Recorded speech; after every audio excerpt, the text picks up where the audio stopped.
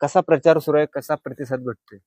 प्रथमतः या सिद्धनाथ नागरिक आघाडीच्या या प्रभाग 9 मधील उमेदवार ऋषिकेश भाई असतील किंवा उत्कर्ष विरकर असतील, या बनगरवाडी गावातील सर्व मतदार बंधू भगिनींना माझी विनंती आहे, जे मसवडमध्ये जे गुंडगिरी असतील, धोंडेशाही असेल, जी घराणेशाही आजपर्यंत आपल्याला विरोध करते, की ज्या डॉक्टर बाबासाहेब आंबेडकरांना संविधान दिलं त्या संविधानावरती हा महाराष्ट्र चालतो.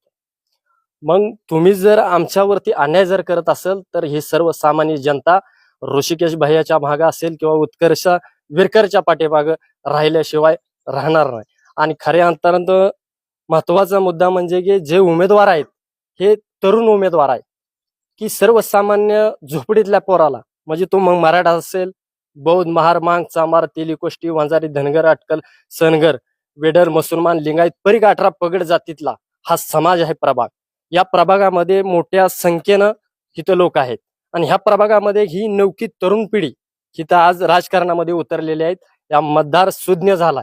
या मतदारांना एकच विनंती आहे की आपण जर ह्या उमेदवारांना नाही निवडून दिलं तर आपण येणाऱ्या काळामध्ये सर्वसामान्य लोकांना न्याय मिळू शकत नाही. हे माझं स्पष्ट मत आहे.